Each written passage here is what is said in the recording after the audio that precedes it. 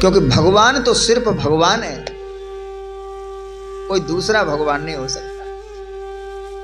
3 घंटे के लिए 4 घंटे के लिए इस पर बैठकर जो उसके मुखार बिंद से निकलता है वो यही विचार करे, यही भावना मन में लाए कि ये शब्द मैं नहीं बोल रहा हूं, ये ठाकुर जी बोल रहे हैं।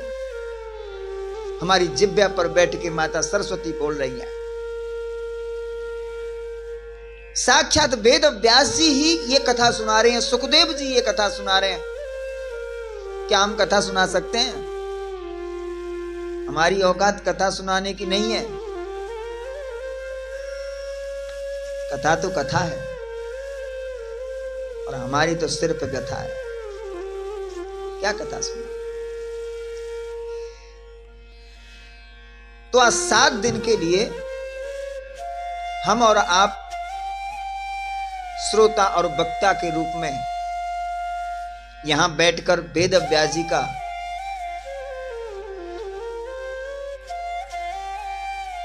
श्रीमद् भागवत नामक ग्रंथ के माध्यम से सत्संग प्राप्त करेंगे। बोलो बांके बिहारी लाल की। आइए 2 मिनट हरिनाम संकीर्तन करें, तत्पश्चात कथा में प्रवेश करें।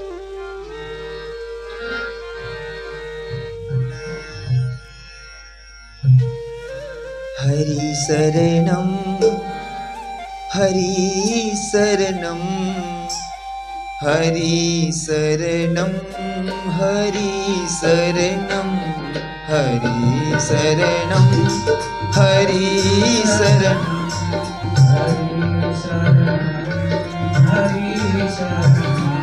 हरि शरणम हरि शरणम हरि शरणम हरि शरणम हरि। बोलिए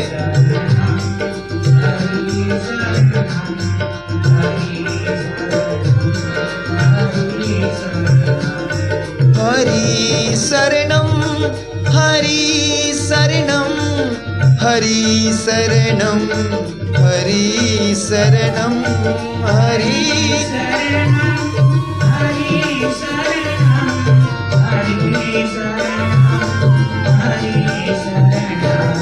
हरि शरणम हरि शरणम हरि शरणम हरि शरणम। बोलिए हरि शरणम हरि शरणम हरि शरणम हरि शरणम हरि शरणम हरि शरणम हरि शरणम हरि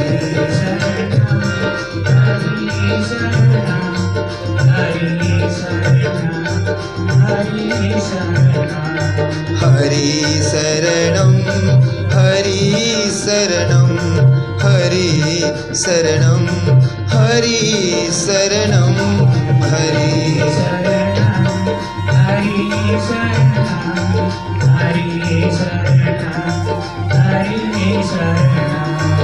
हरि शरणम हरि शरणम हरि शरणम हरि शरणम हरि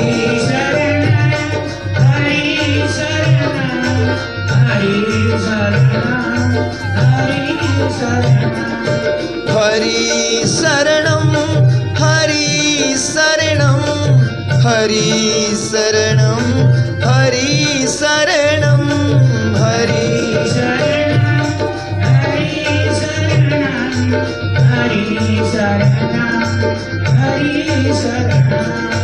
हरि शरणम हरि शरणम हरि शरणम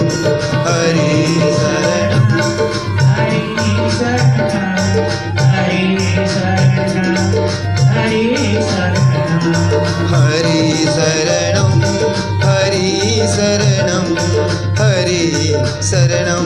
हरि शरणम हरि शरणम हरि शरणम हरि हरि शरणम हरि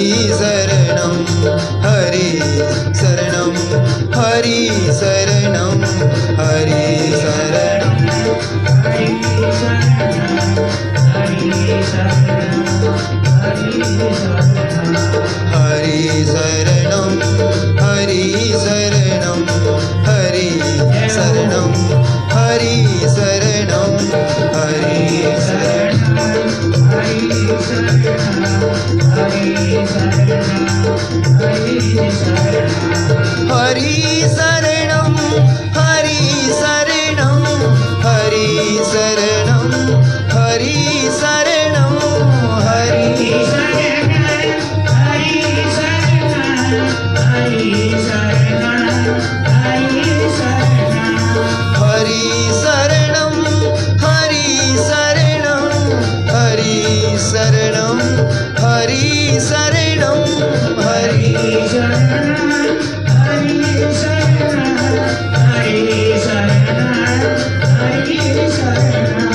हरि शरणं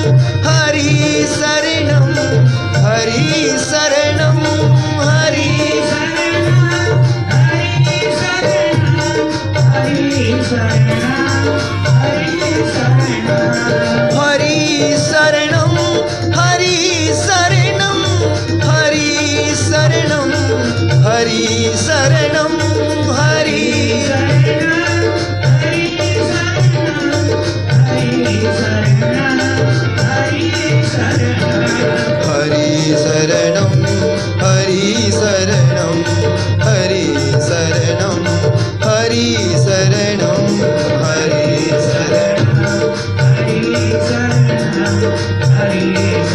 शरणं हरि गुरु शरणं गुरु शरणं गुरु शरणं गुरु शरणं गुरु शरणं गुरु शरणं गुरु शरणं गुरु शरणं गुरु शरणं गुरु शरणं गुरु शरणं गुरु शरणं गुरु शरणं गुरु शरणं गुरु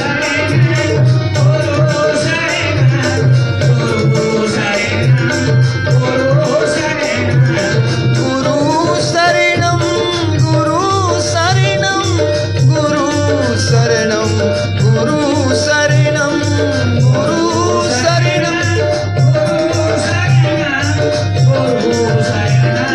शरणं गुरु शरणं गुरु शरणं गुरु शरणं गुरु शरणं गुरु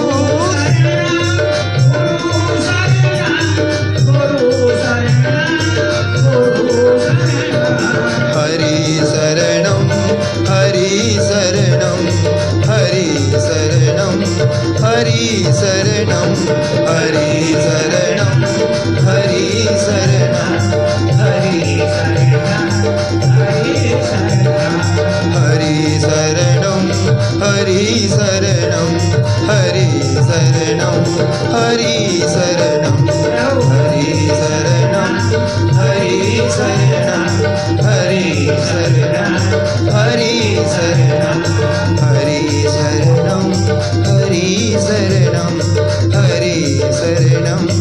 हरि शरणं हरि शरणं हरि शरणं हरि शरणं जय जय श्री राधे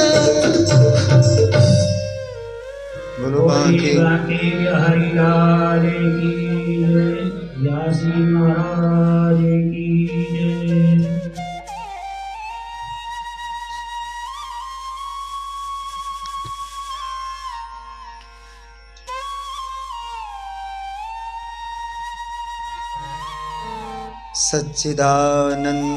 सच्चिदानन्दरूपाय विश्व उत्पत्त्यादिहेतवे तापत्रय विनाशाय श्रीकृष्णाय वयं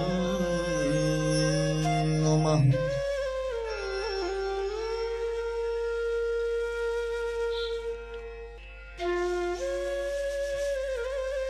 नैमिषारण्य क्षेत्र में उस समय के प्रतिष्ठित संत थे सौनक।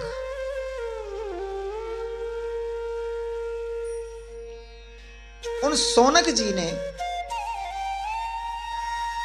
विचार किया कलिकाल आ गया और कलयुग का प्रभाव दिखाई देने लगा और कलयुग के प्रभाव से लोग बड़े आक्रांत हैं, दुखी हैं और यही संतों का कष्ट होता है। और ध्यान से सुनने की बात है, संतों का अपना कोई व्यक्तिगत दुख नहीं होता। संतों का सबसे बड़ा दुख यही है, राष्ट्र दुखी हो गया तो संत दुखी हो जाता है। राष्ट्र के वासी लोग दुखी हो जाए तो वो संत दुखी हो जाता है। और एक बात कहें, लाख कोई संविधान की दुहाई देता रहे,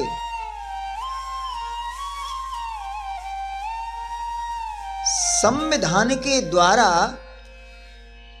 हमारे सारे अधिकार गवर्नमेंट हमको दे दे तो संविधान हमें सुखी नहीं कर सकता। जितने भी अधिकार हैं और बढ़ा चढ़ा के 1.5 गुना करके हमको हमारे अधिकार, सरकार हमारे अधिकारों की पूर्ति कर दे, लेकिन सुख नहीं दे सकते। सुख कौन दे सकता है? सुख हमारा शास्त्र ही हमको सुखी कर सकता है, वेद ही हमको सुखी कर सकता है, क्योंकि हमारा वास्तविक यहां कोई बहुत बड़ी मंच नहीं है, इसलिए हम बोल रहे हैं, नहीं लोग खामखा लफड़े में भी डाल सकते हैं, इसलिए हम बोलते नहीं।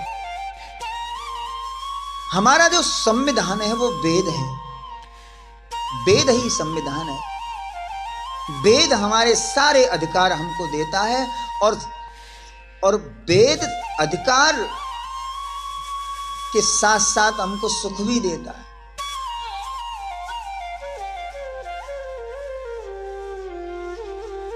एक और बात, प्रतना हम थोड़ा मोबाइल में देखते रहते हैं, वीडियो डालते रहते हैं, लोग बोले इन महात्माओं को राजनीति में नहीं आना चाहिए। क्यों?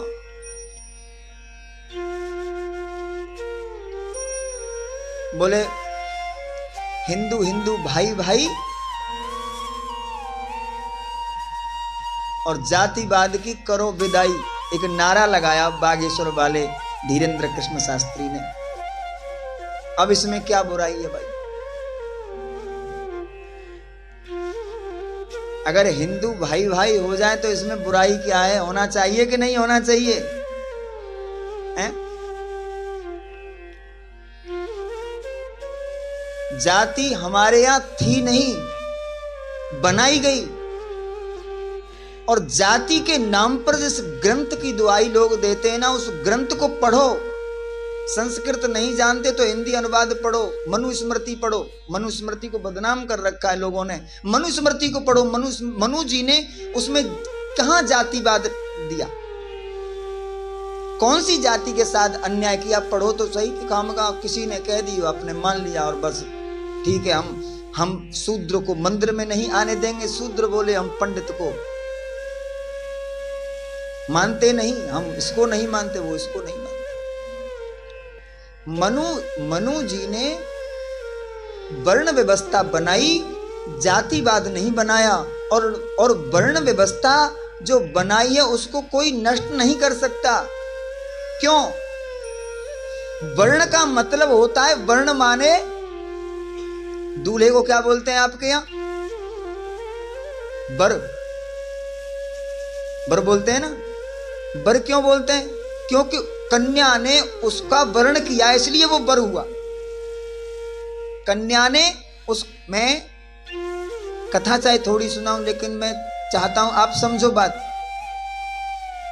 दूल्हे को वर इसलिए कहते हैं कि उसको वरा गया, उसका वर्ण किया गया। कन्या ने उसका वर्ण किया। और कन्या को क्या कहते हैं? आपके यहां पता नहीं क्या बोलते हैं, हमारे यहां बोलते हैं बरनी। बर और बरनी, तो वो बरनी इसलिए है कि दूल्हे ने उसको, वर ने उसको स्वीकार किया, उसका नाम वर इसलिए पड़ा कि दुल्हन ने उसको, उसका वर्ण किया, अर्थात स्वीकार किया, उसको पति के रूप में स्वीकार किया, उसने उसको पत्नी के रूप में स्वीकार किया, इसलिए उनका एक नाम पड़ गया वर और बरनी।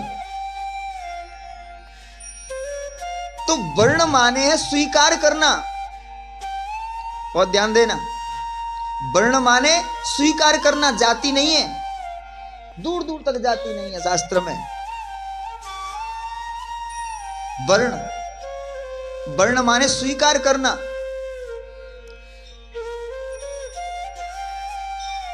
हमारे यहां न्याय शास्त्र, धर्मशास्त्र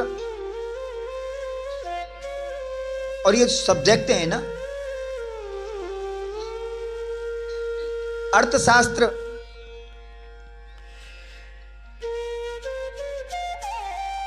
ये बड़े काम की चीजें हैं। अब किसी ने न्याय शास्त्र का वर्ण कर लिया, बड़े क्षत्रिय हो गया, ये न्याय कर सकता है। अब न्याय कौन कर सकता है? क्षत्रिय कर सकता है। क्यों? क्योंकि कोई अन्याय कर रहा हो और कहने से वो न माने तो उसको दंड देने की शक्ति क्षत्रिय में होती है। तो जो न्याय के खिलाफ बोले, चाहे वो आज की भाषा में हम कहें तो अपने किसी शूद्र कुल में ही जन्मा हुआ हो और वो अन्याय के खिलाफ बोलता है और लड़ता है, तो वो क्षत्रिय है। ये है वर्ण व्यवस्था। उसने न्याय का वर्ण किया, न्याय माने क्षत्रित्व, उसने क्षत्रित्व का वर्ण किया तो वो क्षत्रिय हो गया, क्षत्रिय वर्ण का हो गया, उसने क्षत्रिय वर्ण कर लिया। किसी ने धर्मशास्त्र का वर्ण कर लिया, पूजा पाठ, धर्म का प्रचार प्रसार, इसका वर्ण कर लिया तो उसका नाम हो गया पंडित। बोले पांडित्य वर्ण कर लिया, पांडित्य वर्ण कर लिया तो वो हो गया पंडित, ब्राह्मण। फिर अलग अलग, थोड़ा बड़ी व्याख्या में नहीं जाऊंगा उसमें। जिसने व्यापार को, गौपालन, कृषि, ऐसे कार्यों को, संचय, ऐसे कार्यों को स्वीकार कर लिया, बोले मैं तो खेती करूंगा, मैं तो गाय पालूंगा, दूध बेचूंगा, व्यापार करूंगा, गाय भैंस बेचूंगा खरीदूंगा, वस्त्र बेचूंगा खरीदूंगा, दाल आटा बेचूंगा खरीदूंगा। जिसकी बुद्धि इस कार्य में चली गई और इस ऐसे कार्यों का वर्ण कर लिया, यानी अर्थशास्त्र का वर्ण कर लिया, तो उसको, उसने माने वैश्य माने व्यापारी, तो वो उसने व्यापार का वर्ण कर लिया, अर्थशास्त्र का वर्ण किया, उसका नाम पड़ गया वैश्य। जिसने किसी का वर्णन नहीं किया, आलसी था, पढ़ा नहीं। कुछ बच्चे आलसी भी नहीं होते हैं, उद्यमी होते हैं, पढ़ाई में मन नहीं लगता, खेलने में ज्यादा मन लगता है। कुछ माता पिता के लाड़ की वजह से नहीं पढ़ पाते। माता डांटे तो पिता बोलता क्या करेगा, हमारे पास किस चीज की कमी है, नहीं पढ़ेगा तो नहीं पढ़ेगा, बैंक बैलेंस छोड़ के जाएंगे। और उसका अर्थ ये, उसका जो परिणाम ये होता है कि माँ बाप के बाद में बेटा उस बैंक बैलेंस को मिट्टी में मिला देता है, फिर उसी औकात में आ जाता है जिसको होना चाहिए। यानी जिसकी बुद्धि में कुछ न आए, न उसके न्याय शास्त्र उसकी समझ में आया, न अर्थशास्त्र उसकी समझ में आया, न धर्मशास्त्र उसकी समझ में आया, उसको क्या बोलेंगे? क्षुद्र, क्षुद्र बुद्धि। योग्यताहीन, जिसके पास कोई योग्यता नहीं है। और जिसके पास कोई योग्यता नहीं है,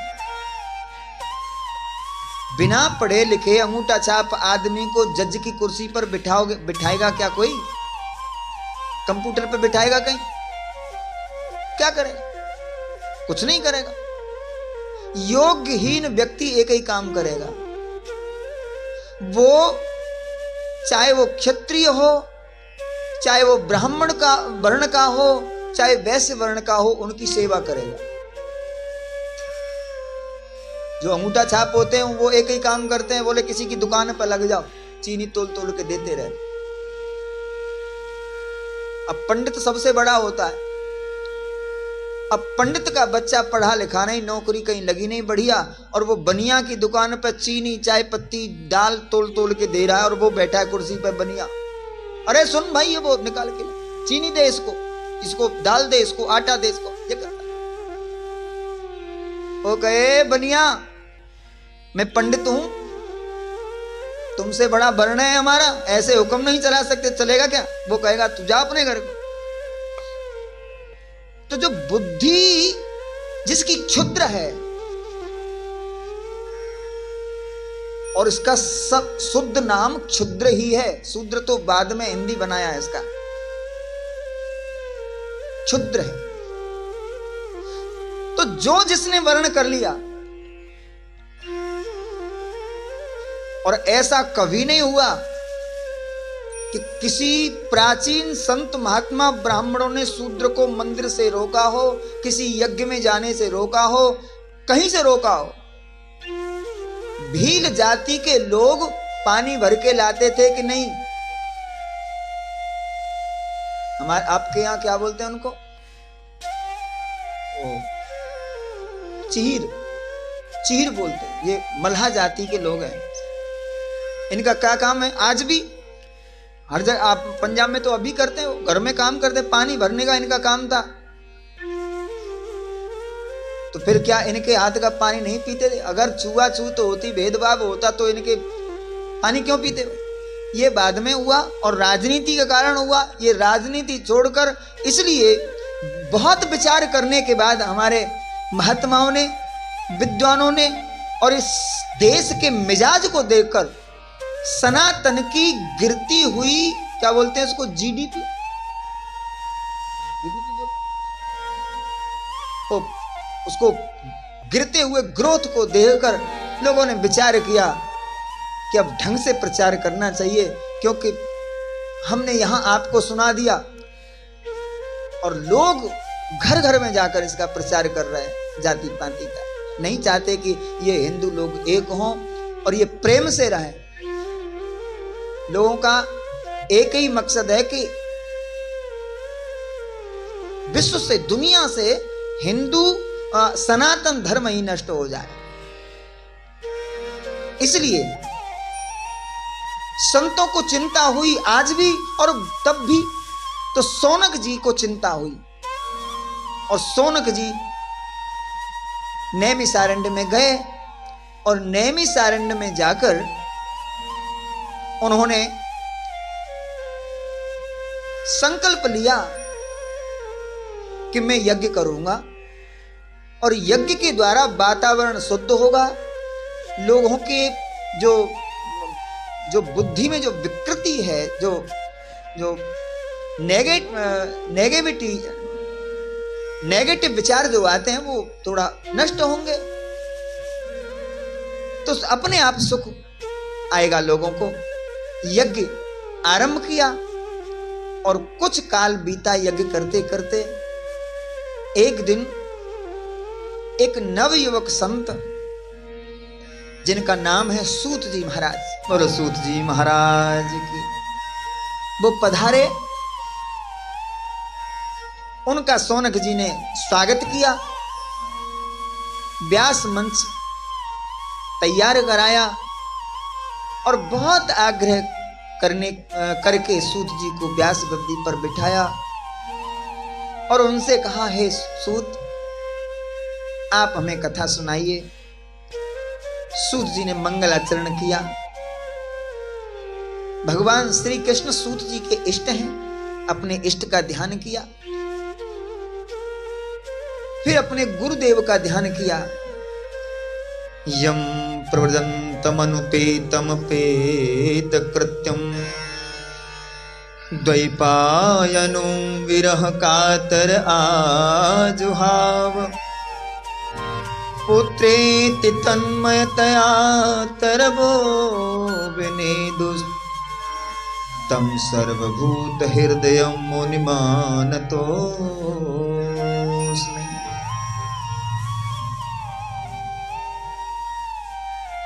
श्री सुखदेव जी का ध्यान किया और सौनक जी ने प्रश्न किया, हाथ जोड़कर खड़े हो गए और बोले, हे सूत, अज्ञान ध्वांत विध्वंस कोट समप्रभ सूताख्यायी कथा सारम मम कर्ण रसायन। हे सूत, तुम अज्ञान रूपी अंधकार को नष्ट करने के लिए हजारों सूर्यों के समान है, हजारों सूर्यों के समान, क्योंकि अज्ञान रूपी अंधकार है भी इतना विकट कि ये अंधकार तो तुम दीपक जला के भी थोड़ा देख सकते हो। अगर सूरज न निकले, दीपक जला के, टार्च जला के कोई भी युक्ति करके आप अपना काम चला सकते हो, परंतु अज्ञान रूपी जो अंधकार है, अज्ञान जो अंधकार है, ये अंधकार इतना भयंकर है कि सूर्य भी उदय हो जाए, एक सूर्य की बराबर प्रकाश हो जाए तो भी कुछ दिखाई न दे, दिखाई न दे। आप कहेंगे ऐसा कैसे? भगवान श्री कृष्ण ने अर्जुन को गीता सुनाई और गीता सुनाते हुए बीच में अर्जुन ने भगवान श्री कृष्ण से आग्रह किया कि हे प्रभु, तुम यदि परमात्मा हो, परमेश्वर हो, तो मैंने सुना है कि परमात्मा का एक विराट रूप होता है, आप हमें उस विराट रूप के दर्शन कराओ। तो भगवान ने महाभारत के समय में अर्जुन को विराट रूप के दर्शन कराए और विराट रूप के दर्शन करके अर्जुन को विश्वास हो गया, बोले ये परमात्मा है, क्षमा मांगी और फिर युद्ध करने के लिए भगवान की आज्ञा मानकर पितामह भीष्म और द्रोणाचार्य, कृपाचार्य आदि जैसे अपने पूजनीय श्रीमानों की तरफ बाण छोड़ने के लिए तैयार हुए अर्जुन। अच्छा, महाभारत काल में क्या विराट रूप भगवान ने अर्जुन को ही दिखाया? अर्जुन को विराट रूप के दर्शन कराने से पहले भगवान ने दुर्योधन को विराट पुरुष के दर्शन कराए, विराट रूप के दर्शन कराए। जब शांति दूत बन के गए भगवान, तो दुर्योधन भड़क गया, 5 गांव भी नहीं दूंगा। भगवान बोले, क्यों मृत्यु का आह्वान कर रहे हो दुर्योधन, दे दो। और जैसे ही मृत्यु का नाम लिया दुर्योधन बस भड़क गया और बोला, यदि तुम दूत न होते तो मैं बंदी बना लेता। बोले, तो बना के देखो, मैं जा रहा हूं। फिर भगवान ने विराट रूप दिखाया और ऐसा तेज, वहां बैठे तमाम सभासदों की आंखें चुंधिया गई।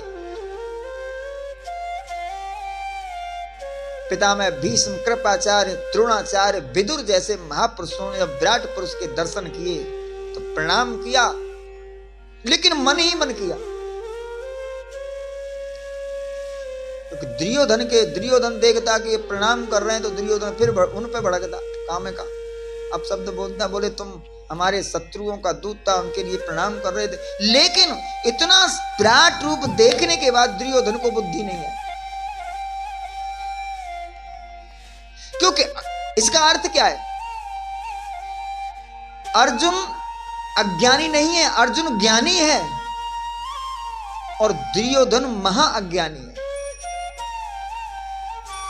भगवान ऐसे 1000 विराट रूप के दर्शन भी कराते तो दुर्योधन को के बुद्धि में प्रकाश होने वाला नहीं था। इतना भयंकर होता है अज्ञान। अच्छा, दुर्योधन का ही मित्र कर्ण उस सभा में बैठा है और कर्ण ने भगवान की भगवत्ता को समझ लिया और एकांत में कर्ण ने जाके अपने मित्र दुर्योधन की तरफ से क्षमा भी मांगी भगवान से। लेकिन कर्ण का ही मित्र दुर्योधन महाअज्ञानी, जिसको अर्जुन समझ गया उसको दुर्योधन नहीं समझ पाए, जिसको कर्ण समझ गया उसको दुर्योधन नहीं समझ पाया। ये अज्ञान बड़ा खतरनाक और विकट अंधेरा है। इसलिए इस अंधकार को दूर करने के लिए इतना शक्तिशाली कोई समर्थ गुरु हो जिसमें 1000 सूर्यों के प्रकाश के बराबर तेज हो। इसका अर्थ क्या हुआ? बोले जिसने वेद तो पढ़े हो, जिसने स्मृति भी पढ़ी हो, जिसने पुराण भी पढ़े हो और उन सब का सार निचोड़ कर अपने अनुभव से जो बताए। 10 साल का पुत्र या भाई खूब बढ़िया बढ़िया उपदेश अपने चाचा को दे, ताऊ को दे, बाबा को दे, पिता को दे, अपने बड़े भाई को दे तो मानेगा नहीं, क्योंकि वो। और वही बात 80 साल का बुजुर्ग दे तो उसकी समझ में आ जाता है। बोले जीवन का अनुभव है। तो निचोड़ का जो होता है एक प्रभाव अलग होता है। इसलिए बड़ा निचोड़ हो।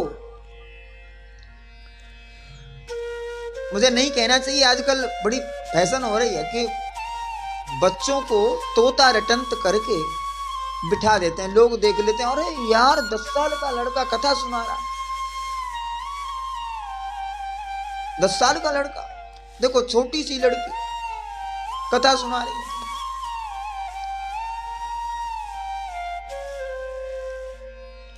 लेकिन क्या वो कथा को जानती है? उसने कथा पढ़ी नहीं, उसको ये नहीं पता कि इसमें स्कंद कितने होते हैं, इसमें अध्याय कितने होते हैं। सिर्फ उसके पिता ने या चाचा ने या किसी ने बता दिया और उसने रट लिया, बोले ये बोल रहा है तुझे, वो बोल दिया उसने।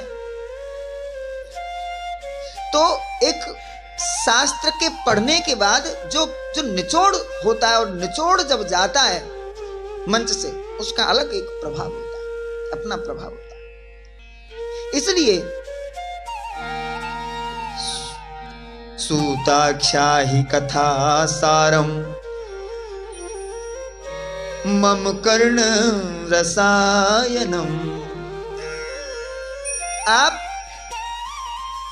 समस्त निचोड़ को लिए बैठे हैं। 1000 सूर्य के प्रकाश के बराबर आपके अंदर तेज है। उस तेज से इस भारत को प्रकाशित करिए और अपने मुखार बिंद से ऐसी कथा सुनाओ। और सोनक जी बोले कथा नहीं, कथा सार, कथा का तत्व, निचोड़, रस, रस चाहिए। अगर गन्ना लाके चूसे तो दांत टूटने का खतरा, होठ फटने का खतरा, और फिर जबड़ा भी थोड़ा दर्द करने लगता है। इससे गन्ने का रस सरलता से पेट में जाता है। मौसमी खाओ तो दांत खट्टे हो जाए, दिन में 1-2 मौसमी खा लो, रात को पता चला कि अब खाना नहीं खाया जा रहा है, दांत खट्टे हो गए। अब इससे सरल करना है तो तुम बस रस निकालो, रस। मम कर्ण रसायनम भक्ति ज्ञान विराग आप तो विवेको वर्धते महान, माया मोह निरासस् वैष्णवै क्रियते कथम। भक्ति ज्ञान वैराग्य विवेक से लबालब कथा हो, जो ज्ञान भक्ति वैराग्य को पुष्ट करे, विवेक को जगाए, ऐसी कथा आप सुनाइए।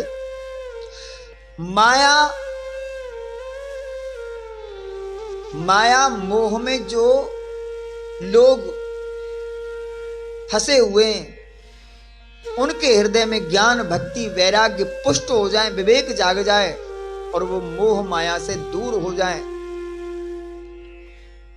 बस ऐसी कथा सुनाओ। और इतना ही नहीं, कृष्ण प्राप्ति करम शाश्वत साधनम तद्वदाधुना, ऐसा साधन बताओ जिससे कृष्ण की प्राप्ति हो जाए, कृष्ण की प्राप्ति हो जाए, ऐसा कोई साधन बताओ। इसलिए सूत जी महाराज ने कहा कि आप भागवत की कथा सुनो। भागवत की कथा कैसी है? और काल ब्याल मुख ग्रास त्रास निर्णा सहित श्रीमद् भागवतम शास्त्रम कलौ कीरेण भासुतम। ये कलयुग के समस्त कल्मशों का नाश करने वाली है भागवत की कथा। इसलिए आप भागवत की कथा सुनो। ये संसार के लोग हैं ना, देह गेह में आसक्त, मोह माया में आसक्त जो जीव लगे, और वो लोग ये भूल गए हैं कि हम कहां जा रहे हैं।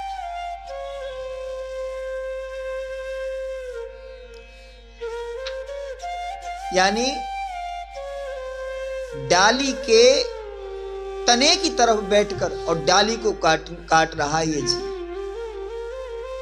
अब डाली के तने की तरफ बैठकर और डाली को कोई काटे तो क्या होगा? अगर डाली कटेगी तो डाली से पहले तो वो गिरेगा, उसके हाथ पैर समाप्त हो सकता है। ऐसा ही ये जीव है कि तने की तरफ बैठ के डाली को काट रहा है, और ऐसी डाली पर बैठा है, तने की तरफ ऐसी डाली पर बैठ के काट रहा है कि उस डाली के नीचे अंधा कुआं है। इसमें जहां होके लोग आते जाते नहीं, उसको बोलते हैं अंधकूप, अंधा कुआं। अब डाली गिरेगी तो हाथ पैर टूटेंगे, वो भी जमीन पर नहीं, कोई बचाने वाला भी नहीं होगा, वो गिरेगा कुएं में, क्या होगा? सोनक जी बोले, यदि डाली अभी कटी नहीं है, डाली कट भी गई है और वो नीचे नहीं गिरा है, तो क्या बचेगा? देखो, जब जागे तभी सवेरा। अब इसका अर्थ लोग लगा लेते हैं, बोले 12 बजे तक दिन में सो, जब जागे तभी सवेरा। ये हमारे बुद्धि को, विवेक को जागने के लिए कहा है कि हमारे अंदर जब विवेक जग जाए तभी सवेरा, तभी से अपना जो भी किया। हमारे भारत के महाकवि और भारत के महानायक, आज की भाषा में कहें तो सुपरस्टार रह चुके अमिताभ बच्चन के पिताश्री, भारत के महान कवि हरिवंश राय बच्चन की लिखी एक कविता, बड़ी सुंदर कविता। क्या सोच करे पागल मनवा, क्या सोच करे पागल कल मनवा जो बीत गया सो बीत गया, क्या सोच करे पागल मनवा जो बीत गया सो बीत गया, क्या सोच करे।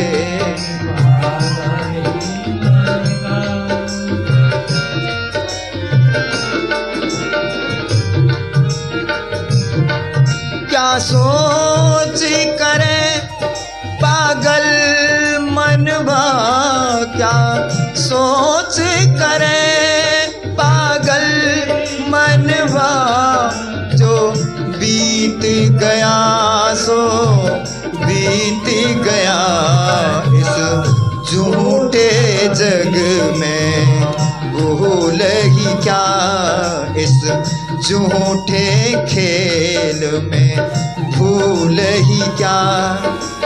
बोले ये झूठा खेल है, यदि अभी हम समझ जाएं तो हमको लगेगा ये झूठा खेल है, इसमें क्या हार क्या जीत, किसने हमको मारा किसको हमने मारा, किसने हमको लूटा हमने किसको लूटा, आज भी सुधर जाए कोई बात नहीं, ये तो एक खेल है। इस झूठे खेल में भूल ही क्या, इस झूठे खेल में भूल ही क्या, जो जीत गया कोई हार गया, कोई हार गया कोई जीत गया, क्या सोच करे पागल मनवा जो बीत गया सो बीत गया, क्या सोच करे पागल मनवा।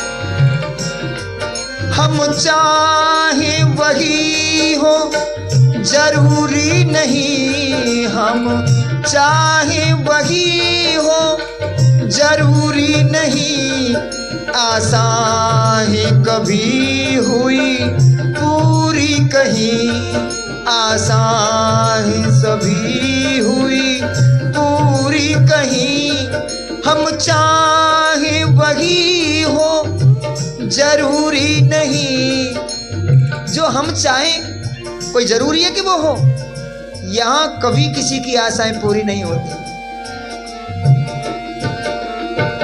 हम चाहें वही हो जरूरी नहीं, आशाएं कभी हुई पूरी कहीं, आशाएं कभी हुई पूरी कहीं। ले सोच तनिक जीवन घटका,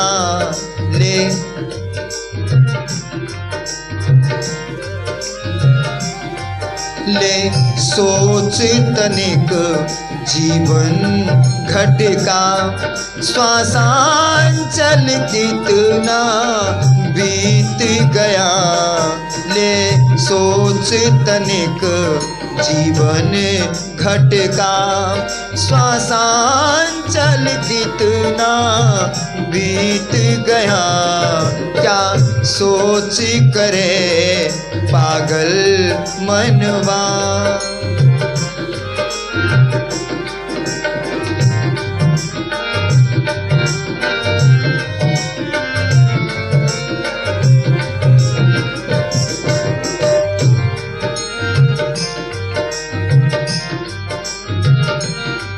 प्रभु प्रेम पीयूष पिया जिसने, प्रभु प्रेम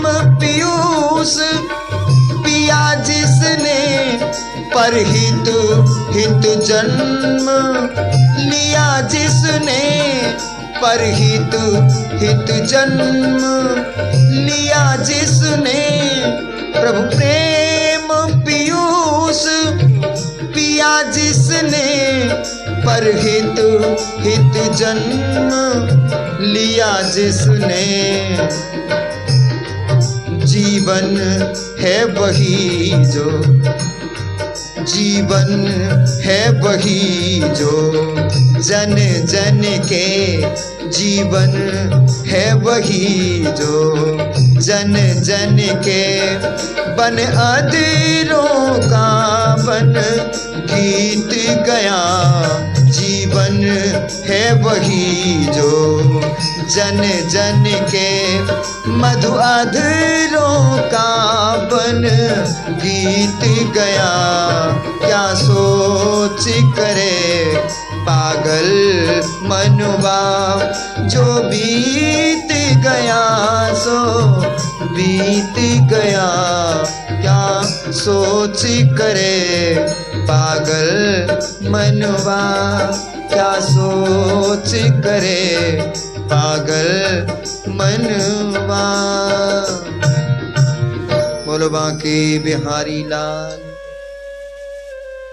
जीवन क्या है? बोले जीवन वही जीवन है जो जन जन के अधरों का गीत बन जाए। लोग कहें वाह बहुत अच्छा आदमी, बहुत अच्छा। एक महात्मा किसी कारणवश रात्रि विश्राम के लिए किसी वेश्याशाला के पास में उनको रात व्यतीत करनी पड़ी। उनको बाद में पता चला कि ये तो यहां तो वेश्या रहती है। महात्मा को बड़ी घृणा हुई, बोले मैं तो वेश्या के क्षेत्र में रुका, इसका प्रायश्चित करना पड़ेगा। लेकिन वहां एक विचित्र घटना और संत के जीवन में घटी। कोई मृतक को ले जा रहे थे शमशान घाट। वैश्या बोली वाह ये तो स्वर्ग को गया, स्वर्ग को जाएगा ये पक्का। महात्मा बोले वैश्या इसको क्या पता ये स्वर्ग जाएगा ये नरक। लेकिन थोड़ी देर बाद कोई और अर्थी वहां होके निकली। वैश्या फिर बोली, बोले ये तो गया नरक। महात्मा बड़े चकित हुए, बोले ये वैश्या है, इतना कॉन्फिडेंस स्वर्ग को जा गया नरक, ये इसको बात करें। महात्मा गए, बोले देवी मैंने सुना है कि तुम एक वैश्यावृत्ति का कार्य करती है। बोले हाँ बाबा, मेरा तो कोई चोरी थोड़ी है, करती हूं तो करती हूं, वैश्या हूं। हमारा पूर्वज भी यही करते आए थे, हमारी माता मैं सब यही करते थे। लेकिन तुम वैश्या होकर इतना कॉन्फिडेंस से कैसे कह सकती हो कि ये स्वर्ग गया या नरक? अरे बोले कोई भी कह सकता है, इसमें मेरी क्या, क्यों? बोले देखो, जिस अर्थी के पीछे लोगों की आंखें नम हो, उसके प्रति मधुर शब्द हो, उस अर्थी के पीछे भीड़ हो और भीड़ की आंखें नम हो, चेहरा पर उदासी हो, सुस्ताई हो, समझ लो कि लोकप्रियता ये जन जन की अधरों का गीत बन के गया, ये तो स्वर्ग जाएगा। क्योंकि भागवत में भगवान के दो स्वरूप हैं, एक विराट एक स्वराट। मंदिर में बैठा, मैं बार बार कथाओं में कहता हूं, मंदिर में बैठा भगवान स्वराट है और दृश्य में जो जगत है, पूरा जगत भगवान का विराट रूप। उस विराट रूप में हम भी एक भगवान है और आप में से प्रत्येक जीव एक भगवान। और भगवान कपिल अपनी माता देवहूति को उपदेश देते हुए कहते हैं, माता, मंदिर में बैठे मेरे स्वराट रूप के दर्शन करके प्रसन्नता से पूजा करने वाला यदि मेरे विराट स्वरूप को क्षति पहुंचाता है, क्षति का अर्थात किसी संसार के किसी जीव से द्वेष रखता, जड़ चेतन जितने भी दृश्यमय वस्तुएं सब मेरा स्वरूप हैं और उनसे द्वेष रखता है, उनको क्षति पहुंचाने की चेष्टा करता है, तो मैं मंदिर में बैठा भगवान उसकी पूजा स्वीकार नहीं करता। एक भगवान कपिल भागवत में कह रहे हैं, जो संसार में लोकप्रिय हो गया, लोकप्रिय, लोक के लिए भय नहीं। अब लोकप्रिय भी दो प्रकार के होते हैं। कुछ लोग डंडे के बल पर लोकप्रिय बन जाते हैं, डर की वजह से लोग उनको जय जयकार करते हैं। प्रेम करें, निस्वार्थ प्रेम लोग उससे करें, वो ऐसा लोकप्रिय हो, और वो वही व्यक्ति लोकप्रिय बन सकता है जो जन कल्याण के कार्य करे और लोगों को सुखी करने की चेष्टा करे, वही लोकप्रिय हो सकता है। इसलिए कवि लिखते हैं कि जीवन वो जीवन है, जीवन वो जीवन है जो जन जन के मधु अधरों का जो गीत बन गया, जो गीत बन जाए, लोग उसकी गाथा गाएं, याद करें उसको, बहुत अच्छा आदमी था, बहुत अच्छा आदमी था। यही जीवत्व है और यही इस धरातल पर जन्म लेना सार्थक होता है ऐसे जीव का। चाहे तुम मंदिर में जाओ या मत जाओ, यदि आप लोकप्रिय हो गए, लोग तुम्हारे पीछे तुम्हारी बड़ाई करने लगे, तुम्हारी गुणगान करने लगे, समझो कि तुमको भजन करने की, तुमको मंदिर जाने की आवश्यकता नहीं है। सूत जी कहते हैं कि भागवत कथा बड़ी दुर्लभ है। जन्मांतरे भवेत पुण्यम तदा भागवत लभेत। जन्म जन्मांतरों के जब पुण्य उदय होते हैं तो भागवत कथा श्रवण का लाभ प्राप्त होता है। इतना ही नहीं, अरे ये मनुष्य को ही सुलभ होता है, देवताओं को सुलभ नहीं होता। राक्षस तो इसको पचा भी नहीं सकते, राक्षसों को पचता नहीं, दुष्ट लोगों को कथा नहीं पचती भगवान की। देवताओं को पचती है तो देवताओं को मिलता नहीं, देवताओं को यह कथा मिलती नहीं, उपलब्ध नहीं है उनके लिए। सूत जी कह रहे हैं कि जिस समय मेरे गुरुदेव पूज्य सुखदेव स्वामी कथा सुना रहे थे महाराज परीक्षित को, उस समय मैं उस संत मंडली में बैठा था। गुरु जी कथा सुना रहे थे परीक्षित को, सुखदेव जी, और देवता आए अमृत कलश लेकर, बोले ये अमृत कलश ले लो और ये परीक्षित को पिलाओ। सुखदेव जी ने कहा तुम ये अमृत कलश लेके क्यों आए? बोले परीक्षित अच्छे राजाएं, ये अमर रहे, अनंत काल तक जिए। सुखदेव समझ गए, बोले तुम तो सदा स्वार्थी हो, तुम तो व्यापारी हो, इसके बदले में तुमको क्या चाहिए? कुछ चाहिए? बोले कुछ नहीं चाहिए। बोले कुछ तो चाहिए, देवता और फ्री में कोई चीज किसी को दे दें, इतनी दया तुमको कहां से आ गई भाई? तुम तो अपना स्वार्थ देखते। बोले हे सुख, ये अमृत पीकर ये अमर हो जाएंगे और कथा की इनको जरूरत नहीं है। परीक्षित को कथा का जो फल है वो हमको दे, कथा अमृत हमें दे दो और स्वर्ग का अमृत परीक्षित को पिला दो। सुखदेव जी हंसे, कौ स्वधा कौ कथा लोके कौ काच मणिर्महा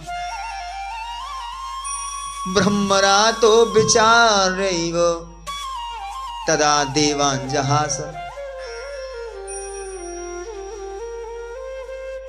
ठाका मार के हंसे, बोले कहां कांच का टुकड़ा नाली में पड़ा हुआ और कहां अमूल्य मणि। जितना अंतर बहुमूल्य मणि और एक नाली में पड़े हुए कांच के बीच में जो अंतर होता है, वही अंतर कथा अमृत और स्वर्ग के अमृत में है। इसलिए स्वर्ग के अमृत की बराबरी कथा अमृत की बराबरी स्वर्ग के अमृत से कर रहे हैं।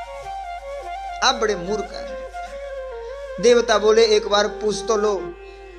पूछ लेता हूं। पर सुखदेव जी ने पूछा, परीक्षित ने मना कर दिया। भगवान, जहां पतन हो, जिस अमृत को पीकर पतन होने का भय हो, मैं उस अमृत को क्यों पीऊं? ऐसे अमृत को पीऊंगा जहां पतन होने का कोई खतरा नहीं। कन्फर्म है, पतन नहीं होगा, मृत्यु नहीं होगी, कोई भय नहीं होगा, अपवर्ग की प्राप्ति हो जाए, ऐसे अमृत को ही मैं पान करूंगा। देवता चले गए और देवताओं ने ब्रह्मा जी से ये सब कथा सुनाई।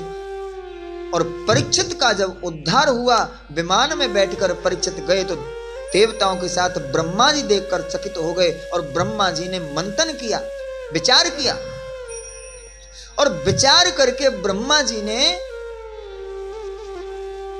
देवताओं से कहा कि हे देवता लोग, एक बात लिख लो।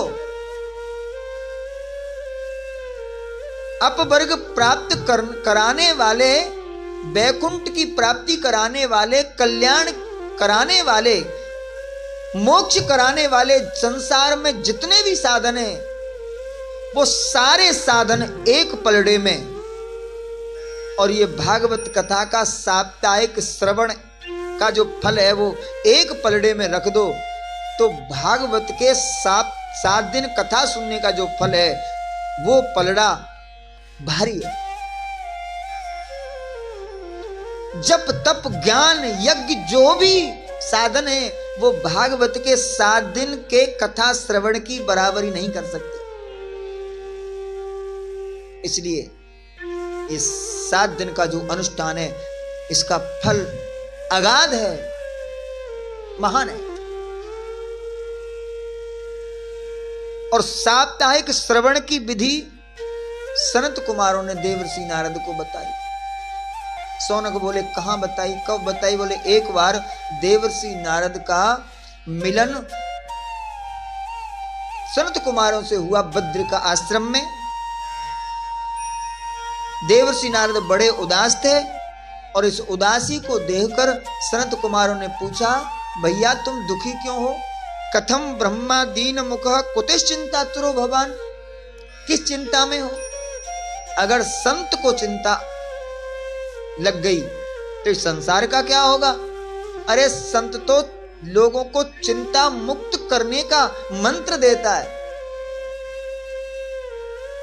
और जो चिंता मुक्त करने का मंत्र देने वाले को ही चिंता लग जाए।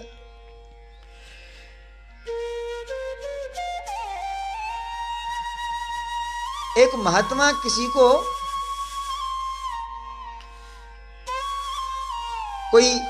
एक महात्मा सुना रहे थे कि किसी की आंख में मोतिया बिंद हो गया, तो वो डॉक्टर के पास गया, आंखों के डॉक्टर के पास गया। बोले डॉक्टर साहब मेरी आंखों को देखो। डॉक्टर ने कहा क्या बात है? बोले मुझे मोतिया बिंद हो गया है। अब ऐसा हमने सुना है कि मोतिया बिंद जिसको हो जाता है ठीक से, उसको 1 के 2 दिखाई देते हैं।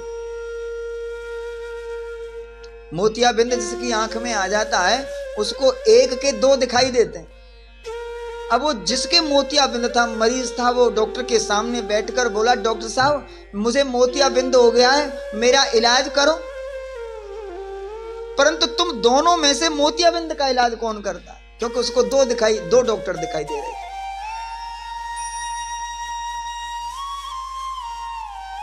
अब डॉक्टर बोले देख, तुझे मोतियाबिंद है, तुमको मोतियाबिंद है, इसलिए तुमको हम दो दिखाई दे रहे हैं, मैं तो एक ही हूं, परंतु तुम चारों में से मोतियाबिंद किसको है? और जो मरीज के पास गया था, मरीज के साथ जो गया था, बोले हमने आंख का इलाज करा लिया, क्योंकि डॉक्टर को मोतियाबिंद उससे भी ज्यादा था, उसको तो दो दिखाई दे रहे थे, डॉक्टर को चार दिखाई दे रहे थे, उससे भी डबल था। अब वो ये दृश्य दूसरा जो गया था, तीमारदार जो मरीज के पास, वो समझ गया, बोले इसको तो इससे भी ज्यादा, जब अपना ही मोतियाबिंद ठीक नहीं इसका, तो इसका क्या?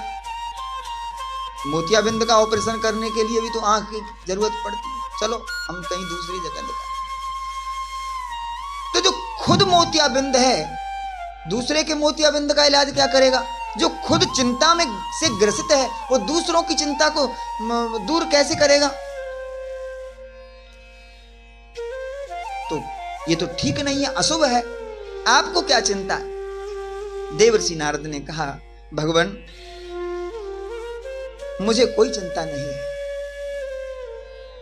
मैं इस पृथ्वी का भ्रमण करने आया, और इस पृथ्वी पर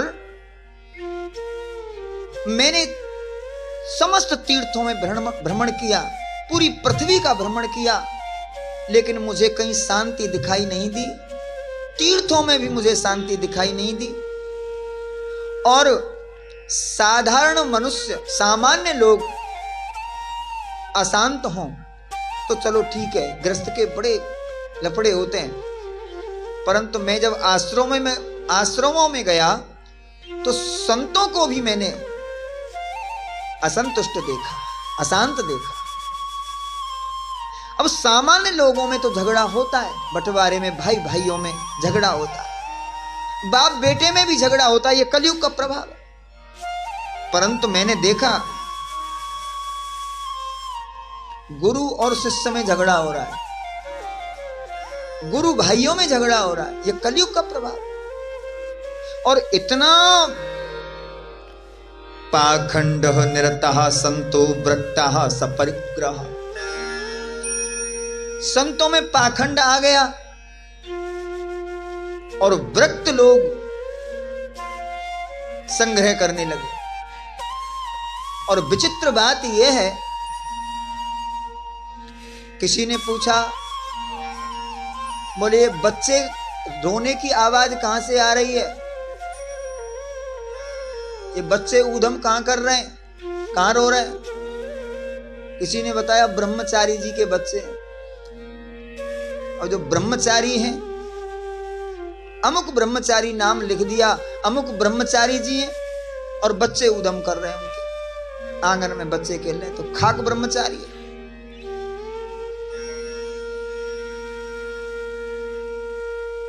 बोले ये आवाज कहां से आ रही है जोर जोर से? बोले ये मौनी जी के यहां से है, और जिसने मौन धारण कर रखा है वो खूब जोर से बोल रहा है, नाम रखा है मौनी जी। ये कोठी किसकी है?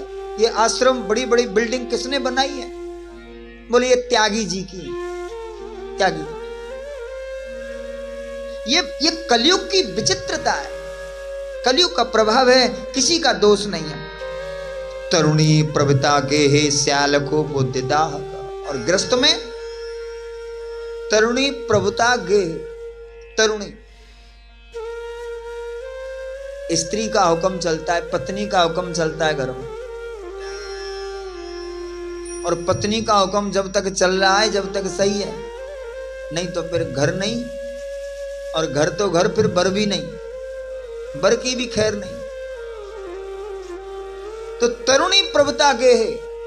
इतना ही नहीं, जीजा, फूफा, चाचा, ताऊ सब एक तरफ बैठे रहते हैं, लेकिन कोई अवसर आता है तो साले को ससुराल से बुलाया जाता है और सलाह उससे ली जाती है। न चाचा ताऊ बाप दादा फूफा जीजा किसी को नहीं पूछते, साले से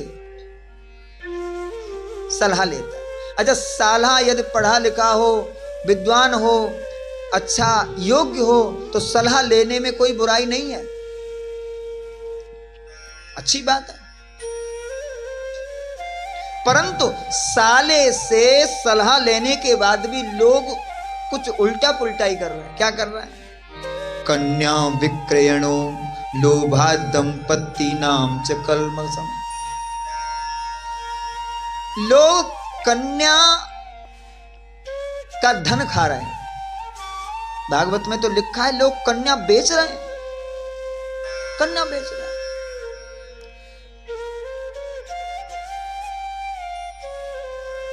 किसी तरह से, या तो तुम शादी से पहले वर पक्ष से तय कर लो कि हमें 1,50,000 20,000 जो भी है, ये भी बिक्री है। या फिर विवाह करने के बाद तुम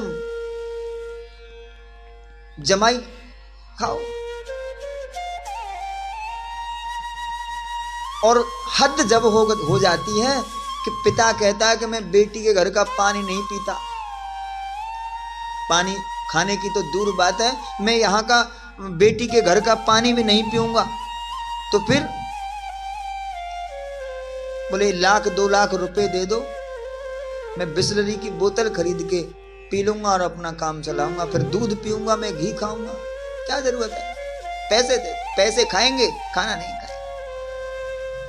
और देखो हमारे शास्त्र को बिना पढ़े हुए मन मर्जी जो नियम बनाए हैं, बोले पिता को बेटी के हाथ का खाना नहीं खाना चाहिए। कब खाना चाहिए? बोले कुमारी कन्या के हाथ का भोजन नहीं खाते, बहुत लोग नहीं खाते, नहीं खाना चाहिए। क्या ये सही है? इतना ही सही नहीं है, शास्त्र कहता है कि जब तक कन्या का विवाह न हो तब तक उसे रसोई में प्रवेश नहीं करने दिया जाए। जैसे बिना यज्ञोपवीत संस्कार के वेद पढ़ने का अधिकार नहीं, गायत्री मंत्र बोलने का अधिकार नहीं, उसी तरह कन्या का भी यज्ञोपवीत संस्कार होता है। ये बात नहीं है कि कन्या का नहीं होता, स्त्रियों का भी होता है। स्त्रियों का कब होता है? बोले विवाह के समय होता है। तो फिर वो पहनती क्यों नहीं? बोले वो नहीं पहनती,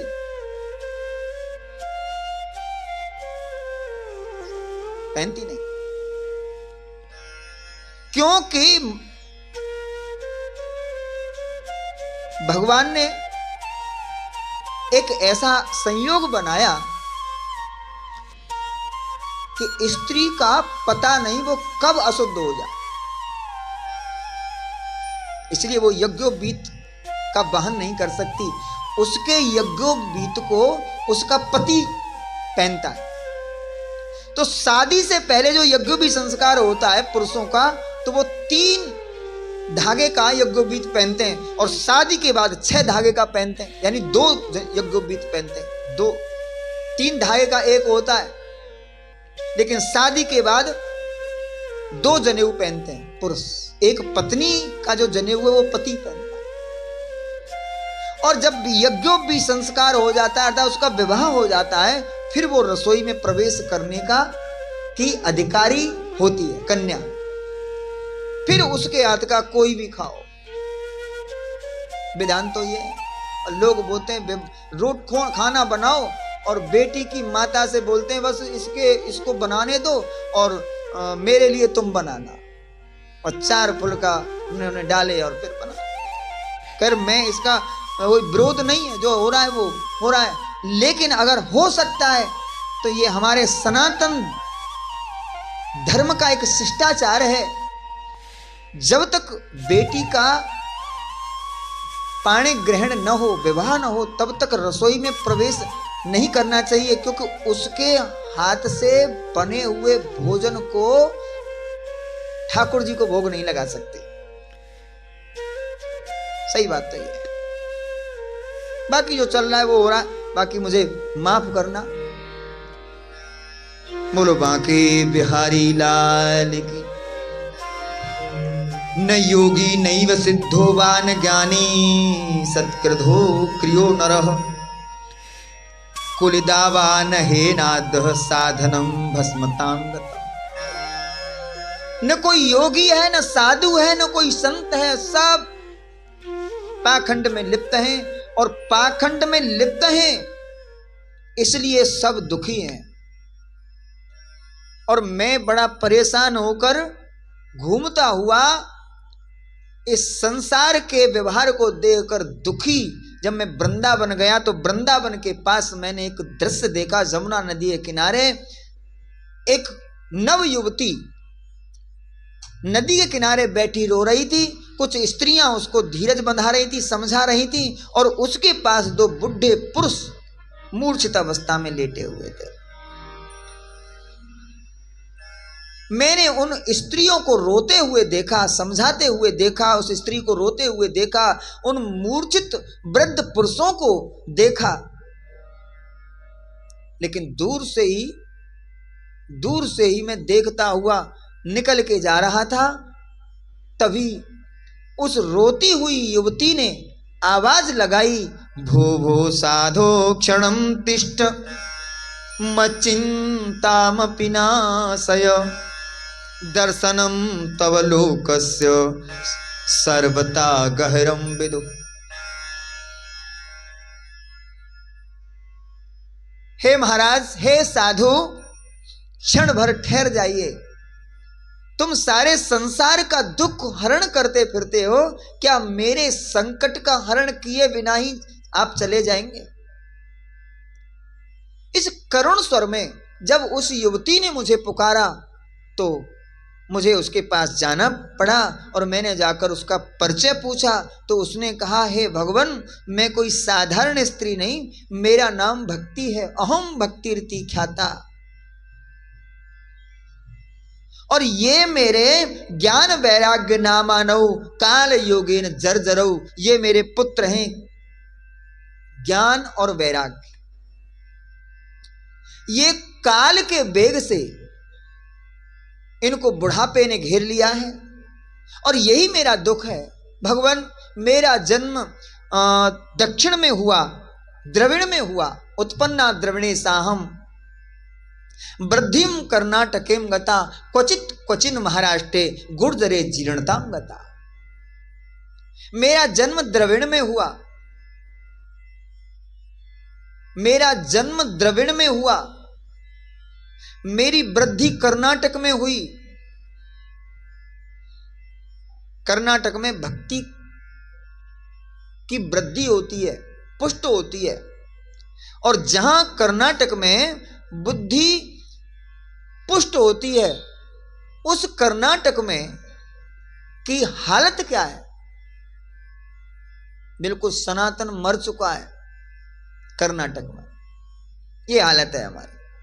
और इस बात को कोई साधु संत बोले तो बोलते हैं राजनीति से प्रेरित बोल रहा है, ये भी राजनीति में जाने लगा। क्यों न बोले भाई, संतों का काम है सनातन की रक्षा करना, सनातन को साधना, सनातन का प्रचार प्रसार करना। और संत ये नहीं बोलेगा तो क्या बोलेगा? फिर क्या खाक छानने के लिए संत बना है?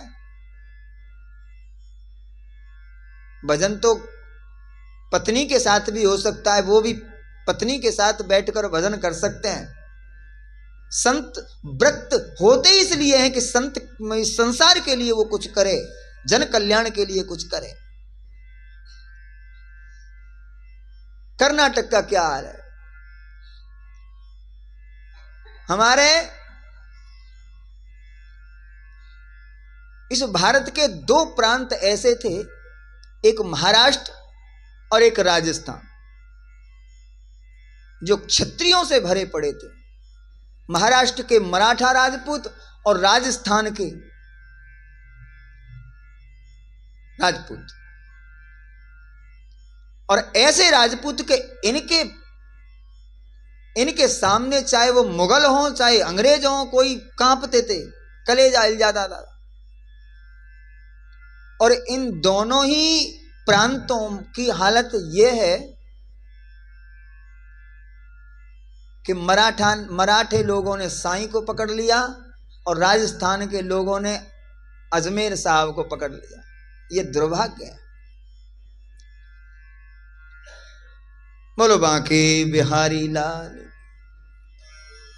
क्वचिन महाराष्ट्र में सम्मानित हुई भक्ति और बोले गुर्जरे जीर्णताम गता। गुजरात में जाकर बुढ़ापे ने घेर लिया और जैसे तैसे मैं वृंदावन आई तो मैं तो युवा हो गई, मेरे पुत्र अभी भी वृद्ध हैं और यही कष्ट है। देवर्षि नारद ने अपने कमंडल से जल लेकर वेद मंत्र प्रयोग करते हुए छींटे लगाए।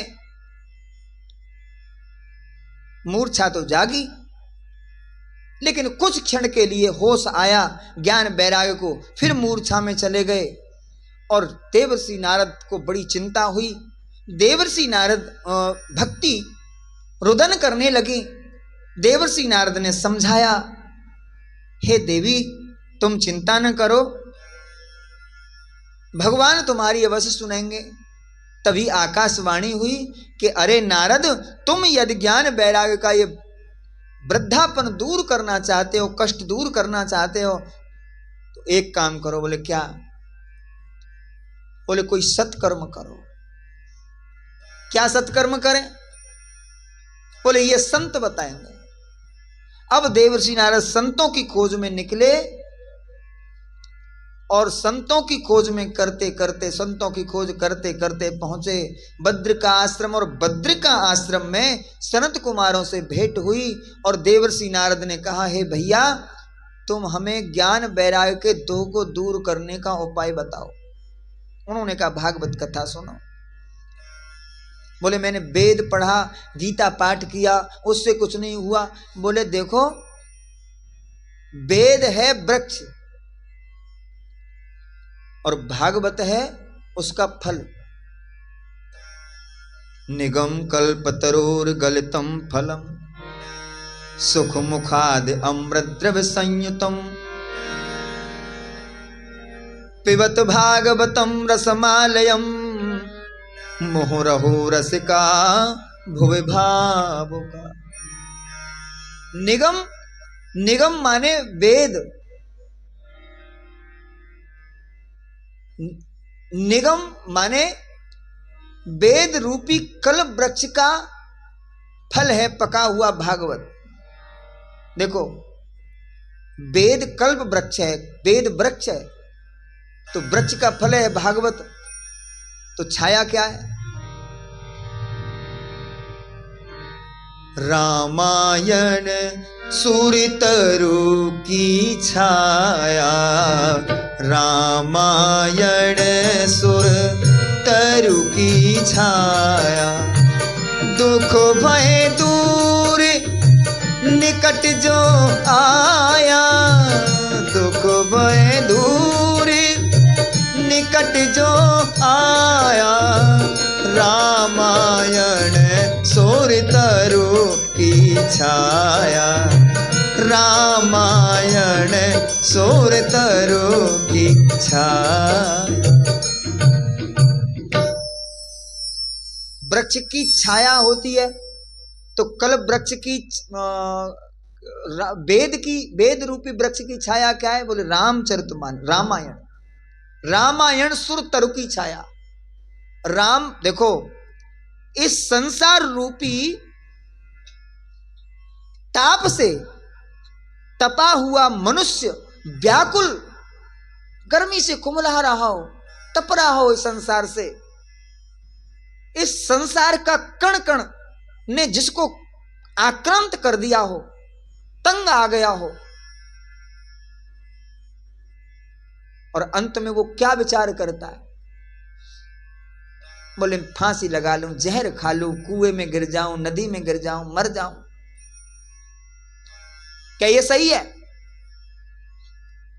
देखो मरना कोई नहीं चाहता, मरता वो है जो इस संसार से तप जाता है, आक्रांत हो जाता है। वो मरने जैसा कदम उठाता है। तो क्या ये सही है? कदापि सही नहीं है। उसको जब तप रहा हो तो क्या करे? वो किसी छाया में जाए, रामचरितमानस की शरण में जाए, क्योंकि हमारे सनातन धर्म के 3 ग्रंथ हैं जो अनिवार्य हैं, और मात्र 3 ही ग्रंथ हैं जो मनुष्य का कल्याण करने में समर्थ है। कौन से? सबसे पहला ग्रंथ है रामायण। इसको हम कहते हैं भोग्य लीला। रामायण भोग लीला। दूसरा ग्रंथ है गीता, योग लीला।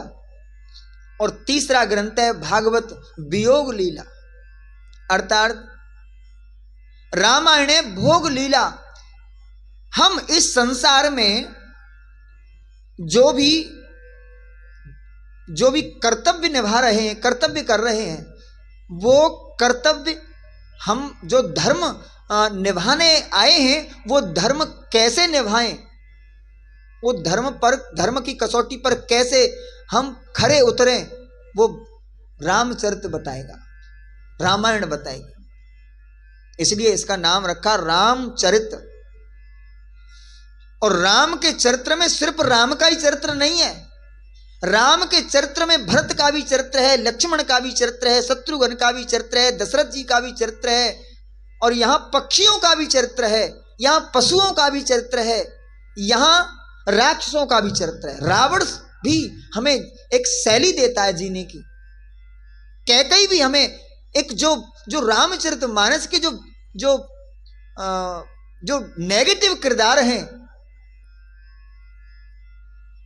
वो नेगेटिव किरदार भी हमें जीवन जीने की शैली देते हैं। रामचरितमानस जीवन जीने की शैली देता है। इसलिए इस संसार को भोगना है हमको, जो भोग हमें प्राप्त हैं उनको हम कैसे भोगें। हम भगवान ने जो भी हमें भोग सामग्री प्राप्त की है, उस सामग्री को कैसे भोगें, ये शैली श्री रामचरितमानस से मिलती है। तो पहले जीवन में रामचरितमानस आना चाहिए, और रामचरितमानस जिसके जीवन में उतर गया, फिर वो गीता सुनने का, गीता पढ़ने का अधिकारी होता है। और गीता योग शास्त्र है। योग माने जोड़ना। जिसके जीवन में रामचरित आ गया, वही भगवान से जुड़ सकता है। राम के जैसा चरित्र यदि हमारा नहीं है तो हम भगवान से कभी नहीं जुड़ सकते, कभी नहीं जुड़ सकते। इसलिए पहले रामचरितमानस हमारे अंदर आना चाहिए, हमारे हृदय में आना चाहिए। ऐसी शैली हमारी हो, ऐसा चरित्र हमारा हो, तो फिर हम जुड़ेंगे किससे? भगवान से। योग माने जोड़ना, योग होगा हमारा भगवान से। और जब एक बार हमारा संबंध भगवान से हो गया, तो तीसरा ग्रंथ है भागवत, माने वियोग लीला।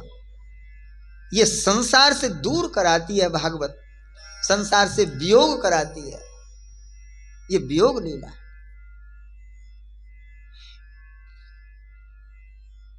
इसलिए अगर हम इस संसार से तप्त हैं, दुखी हैं, आक्रांत हैं, तो हमें नेगेटिव विचार सोचने की बजाय फिर भी पॉजिटिव सोचो। किसी समर्थ महापुरुष की शरण में जाकर राम कथा सुनो, राम कथा समझो, और तुम्हें जीवन जीने में जो बाधा आ रही है, कठिनाई आ रही है, वो मार्ग प्रशस्त हो जाएगा। रामचरितमानस समझो, पढ़ो। तो रामायण सुर तरु की छाया। तो फल बोले निगम कल्प तरोर गलितम फलम सुख मुखाद अमृत द्रव्य संयुतम।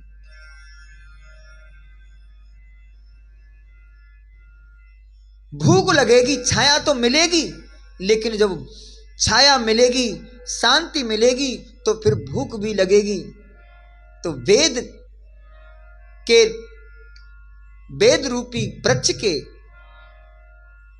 तने पर लटका हुआ फल भागवत मिलेगी। भागवत तुम्हारी भूख दूर कर देगी, वियोग करा देगी, फिर तुम्हारा कल्याण होगा। सनत कुमार के इन उपदेश से देवर्षि नारद को समझ में आया और उन्होंने कहा आप कथा सुनाओ गंगा के किनारे आनंद वन।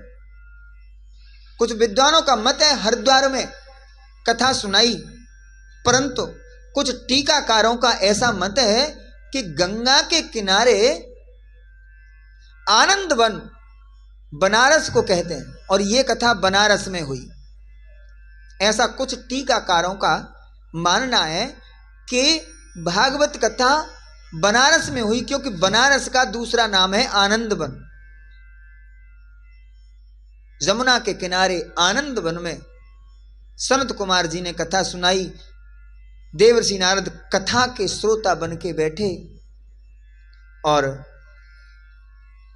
महात्म सुनाने लगे। महात्म में कह रहे हैं कि भागवत कथा यदि कोई 7 दिन तक सुनता है विधिवत नियम पूर्वक,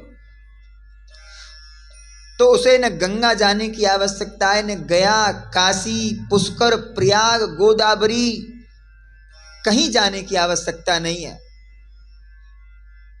कोई भी तीर्थ भागवत के 7 दिन कथा श्रवण के फल की बराबरी फल नहीं दे सकता, भागवत की बराबरी नहीं कर सकता। इसलिए आपने 7 दिन कथा सुन ली, मानो तुम सारे भारतवर्ष के तीर्थ घूम लिए। और आजकल तीर्थ घूमने तीर्थ करने कोई जाता नहीं है। बेशक भीड़ बढ़ाते हैं आप, लेकिन तीर्थ करने कोई जाता नहीं है। सब पिकनिक मनाने जाते हैं, मौज मस्ती लेने जाते हैं।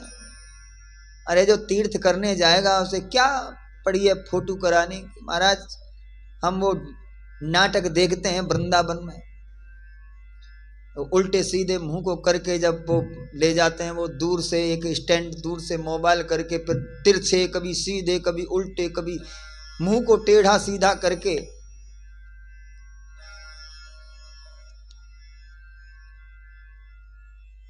जो तीर्थ का प्रेमी होगा ये आडंबर क्यों करेगा, वो नाटक क्यों करेगा भाई। तो तीर्थ में जाओ तो ये आडंबर घर छोड़ के जाओ। क्यों? आप सभी जानते हैं हमारे वृंदावन के परम संत पूज्य श्री प्रेमानंद जी महाराज, आजकल बड़ी ख्याति है महाराज जी की, और उनके प्रवचन से प्रभावित होकर बड़े बड़े कम उम्र के युवा घर त्यागने को तैयार हैं। अभी एक तुम्हारे फुलडे का नहीं, फुलडे में तो उनकी ननिहाल है, वो ये पड़ता है चश्मा चक्रोर, पंजाब में शायद सुना हो आपने, दीनानगर की तरफ चश्मा चक्रोर। तो चश्मा चक्रोर के कोई लड़का था फौजी, घर का अकेला लड़का, और उसने प्रेमानंद जी को यूट्यूब पर सुना और उसने मिलिट्री को ही छोड़ दिया, नौकरी को छोड़ के वहीं पहुंच गए। आजकल वो प्रेमानंद जी के बराबर में ही बैठते हैं, वो उनकी सेवा में रहते हैं, उनके मुख्य परिकर में से उनके मुख्य एक पात्र बन गए। नाम तो मुझे याद नहीं है, वो हमारे फुलडे वाले बता रहे थे।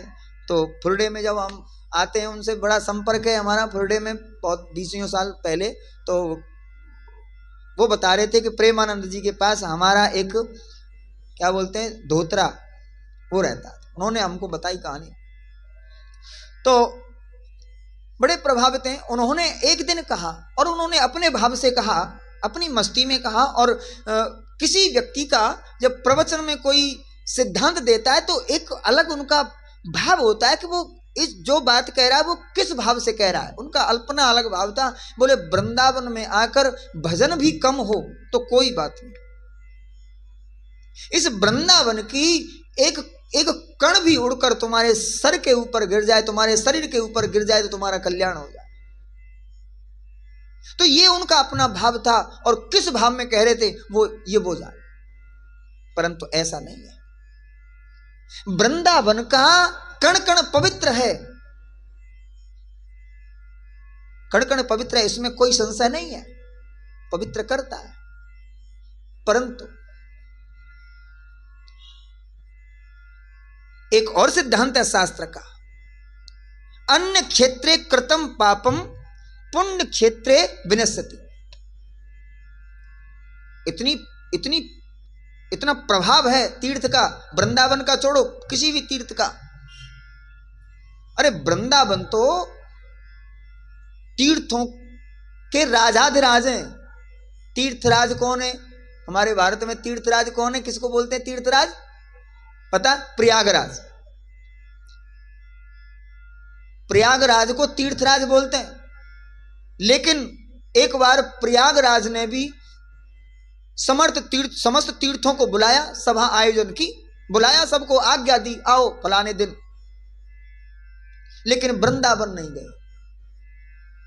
प्रयागराज रुष्ट हो गए और वृंदावन के ऊपर आक्रमण करने को तैयार हुए। और वृंदावन, ये कथा है, ये वैसे नहीं है, काल्पनिक कोई कथा है। तो वृंदावन के ऊपर गर्ग संहिता में बड़ा सुंदर प्रसंग है, तो बड़ा कोप किया। लेकिन वृंदावन का तेज पूरा जो जो जो जो राजा पने का जो गर्व था वो सब धूल में मिल गया, सब गर्व चूर चूर हो गया। और वो बड़ा उदास हुआ, भगवान प्रकट हो गए। बोले भगवान, मैं तीर्थराज हूं, सारे तीर्थों का राजा हूं, और ये मेरे बुलाने पे आया नहीं, और ये इतना शक्तिशाली कि मेरा भी प्रभाव। निराश हो गया। ये क्या? भगवान बोले तीर्थों का राजा बनाया है हमने तुमको, अपने धाम का नहीं। 5 योजन विस्तीर्णम वृंदावनम धाम मामकम, ये याद रखना आगे से। समस्त तीर्थों को आज्ञा देना, वृंदावन को आज्ञा देने की जरूरत मत करना।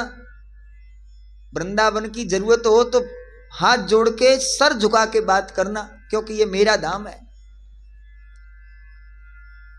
तो किसी भी तीर्थ की बात कर रहे हैं, शास्त्र कह रहे हैं कोई भी तीर्थ हो, यदि हम कहीं पाप करें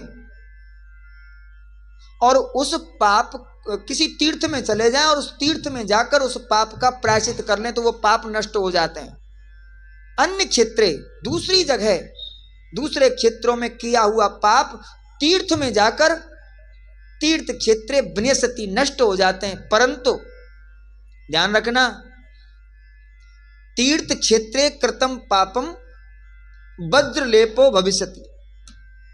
तीर्थ में किया हुआ पाप वज्र का लेप हो जाता है, लोहे का पानी हो गया, वो कभी नष्ट नहीं होता, वो भोगना ही पड़ेगा। इसलिए इन तीर्थों को कुछ हल्के में लेकर तीर्थों में मत जाना, पिकनिक मनाने के विचार से मत जाना। और इसलिए मत जाना कि हम आकर फिर बताएंगे कि हम भी प्रेम मंदिर घूमे और हम वैष्णो माता घूमे और फलाने घूमे ढिकाने ना। अपना जाने अनजाने में किए हुए पाप यदि किए हैं तो, यदि हुए हैं तो, या नहीं हुए हैं तो, जो भी जाने अनजाने में किए हुए पाप हो या पुण्य हुए, उनको अर्पण कर दो उन तीर्थों में जाके। ऐसा कोई काम न करो कि तीर्थ में जाकर उल्टा आपको पाप लगे और वो ऐसा पाप बन जाए कि फिर तुम्हारे किसी भी प्रायश्चित से वो पाप नष्ट न हो, कोई प्रायश्चित ही उसका न हो। ये ध्यान रखना जरूरी है। तो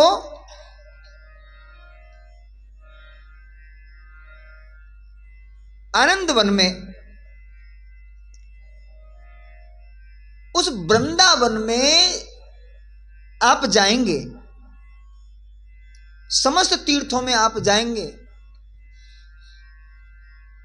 सारे तीर्थ घूम लो। सारे तीर्थों में घूमने के बाद जो पुण्य फल की प्राप्ति होगी,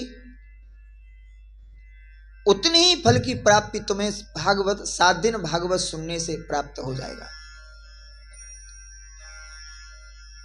उक्तम भागवतम नित्यम कृतम च हरिचिंतनम तुलसी पोषणम अच्छैव धेनुनाम सेवनम सम। मैं बार बार यही आग्रह करता हूं कि भागवत पढ़ो, भागवत सुनो, नित्य प्रति भगवान का चिंतन करो, घर में तुलसी का पोषण करो और गाय की सेवा करो। और गाय की सेवा जरूर करो। और हमारे देश के कुछ वैज्ञानिकों ने, हमारे देश के महात्माओं ने कुछ पैसा खर्च किया और एक ऐसी गाय बना के तैयार करी। हमने भी उसको देखा, हमारे वृंदावन में भी बहुत गाय अभी आ चुकी हैं और हमने भी प्रयास किया कि देखो, तो हमने बात भी की, लेकिन हमारी कोष्ठ से ऊपर उनकी कोष्ठ है। तो हमने कहा अभी नहीं, साल 2 साल बाद देखेंगे। छोटी छोटी गाय आप बेड पर पास में सुला सकते हैं, ऐसी ऐसी गाय। अच्छा, प्रत्येक घर में 2 किलो दूध तो चाहिए, चाहिए कि नहीं? और 2 किलो दूध से कम वो देगी नहीं। 2, 2.5, 3 किलो दूध वो देती है। 3 नस्लें हैं उसकी। एक 5 किलो दूध देती है, वो बड़ी है। एक 3 से 4 किलो दूध देती है। एक 2, 2.5 किलो दूध देती है। मैंने बात की उनसे फोन से, तो उन्होंने बताया महाराज बताओ कहाँ? मैंने कहा वृंदावन में रहते हैं। मैंने कहा दक्षिणा बताओ। बोले एक जोड़ा 4 लाख रुपए का पड़ेगा। मैंने कहा महाराज अभी नहीं, इतनी तो हमारी औकात नहीं है। लेकिन मेरी भगवान से प्रार्थना है कि मैं अगली साल, 2 साल बाद, 3 साल बाद जब वो गाय हमारे वृंदावन में ही हो जाएंगी तो फिर सस्ती हो जाएंगी और हर जगह फैल जाएंगी। अभी थोड़ी गाय की प्रजाति कम है। और आप सबसे मैं कहूँगा कि ये गाय जो आप घर में पालते हैं ना दूध के लिए, जर्सी, अमेरिकन, ये सब छोड़ो। ये गाय नहीं, ये काव है। ये सूअर से बनाई हुई प्रजाति है, हैं? आप इसका दूध पीते हो और सूअर के दूध से आप नफरत करते हैं। सूअर के दूध की चाय पी सकता है कोई क्या? तो आप समझो आपने इस गाय के दूध की चाय पी ली तो सूअर के दूध की चाय पी ली। 50% सूअर मिक्स होता है इसमें, ऐसा हमने सुना है। और ये आप ही नहीं, ये तो हमारा भी धर्म नष्ट हो रहा है। अब किससे कहें, कहाँ देखें हम के देसी गाय का है कि क्या है? इससे अच्छा तो भैंस पालो, भैंस सही है। ठीक है, तो जर्सी गाय का दूध, जर्सी गाय की सेवा, जर्सी गाय को आटे के पेड़े खिलाना, पहली रोटी खिलाने का जो पुण्य आप लेना चाहते हो वो पुण्य आपको नहीं मिलेगा। जीव है, आप कौआ को खिलाओ, चिड़ियों को खिलाओ, कबूतर को खिलाओ, सूअर को खिलाओ, किसी पशु पक्षी को खिलाओ, वो एक अलग है। लेकिन गाय को पहली रोटी खिलाने से जो फल आप चाहते हो वो नहीं मिलेगा, क्योंकि ये तो एक पशु है और क्षुद्र पशु है। ये पशु भी शुद्ध नहीं है, क्षुद्र पशु है ये। और आप देसी गाय पालो, वो महंगी है।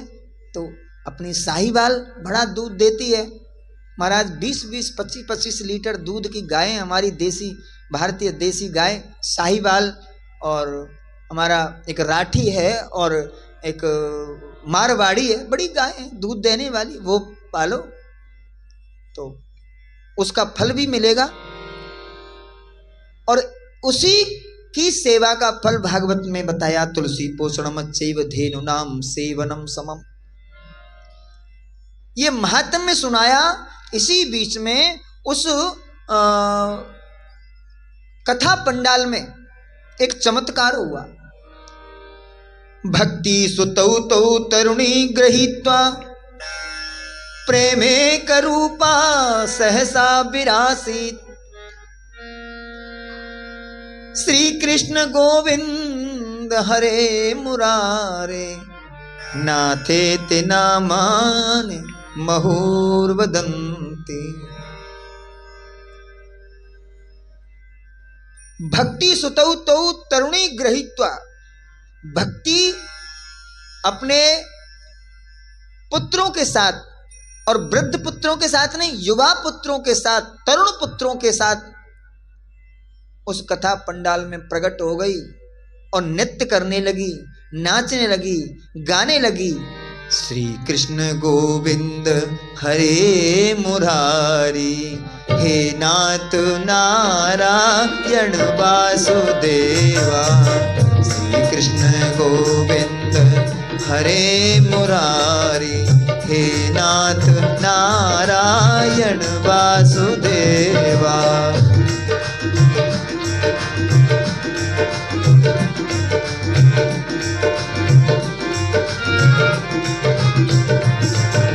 हे नाथ नारायण वासुदेवा, हे नाथ नारायण वासुदेवा, हे नाथ नारायण वासुदेवा, हे नाथ नारायण वासुदेवा।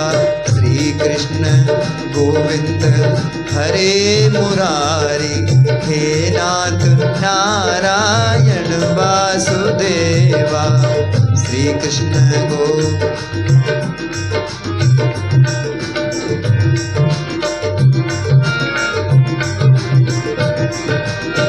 जन्म लिया मैंने इस धरती पर, जन्म लिया मैंने इस धरती पर, नाम लिया मैंने तेरा कभी ना।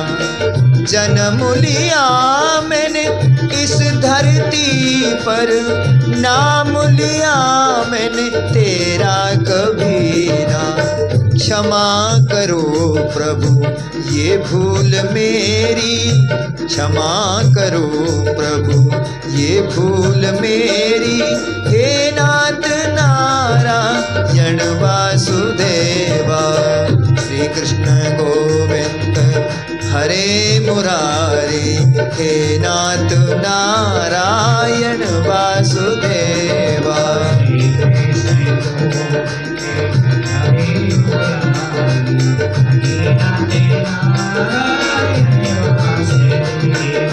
श्री कृष्ण गोविंद हरे मुरारी, हे नाथ नारायण वासुदेवा। श्री कृष्ण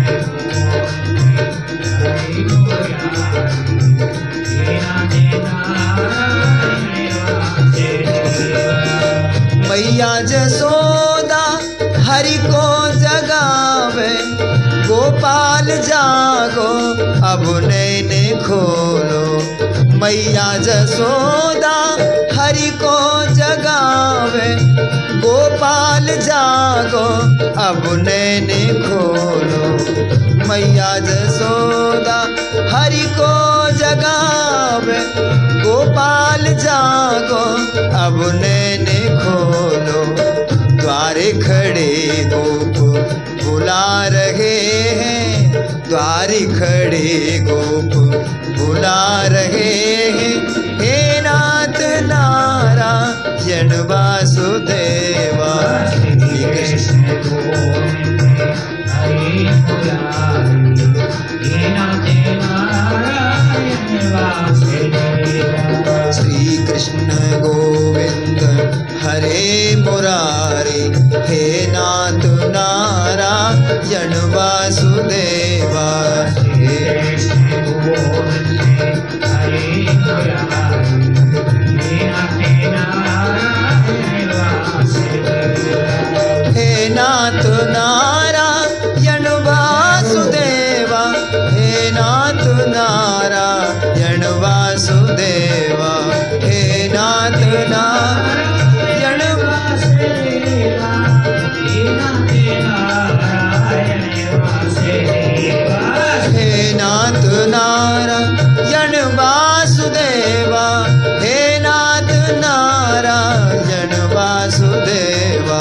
हे नाथ ताली बजा वासुदेवा, हे नाथ नारायण वासुदेवा।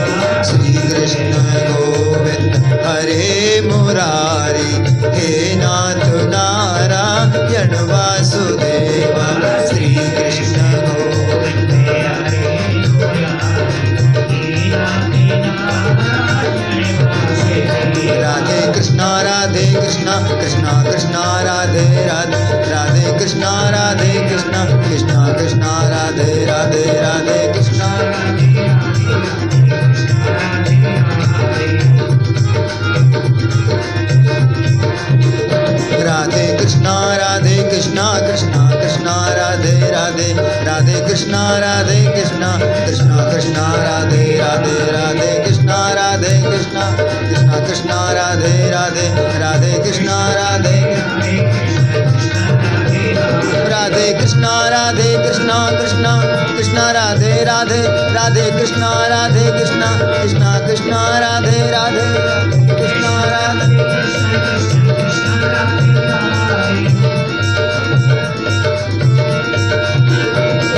कृष्णा राधे कृष्णा कृष्णा कृष्णा राधे राधे राधे कृष्णा कृष्णा कृष्णा राधे राधे राधे कृष्णा।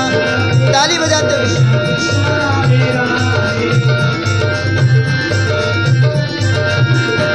राधे कृष्णा कृष्णा कृष्णा राधे कृष्णा राधे राधे राधे कृष्णा कृष्णा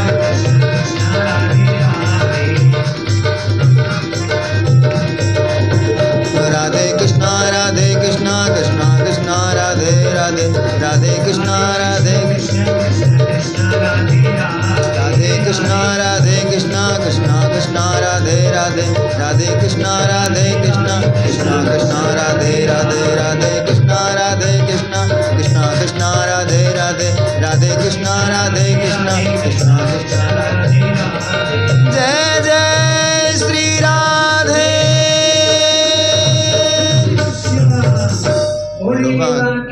हरिलाल की जय।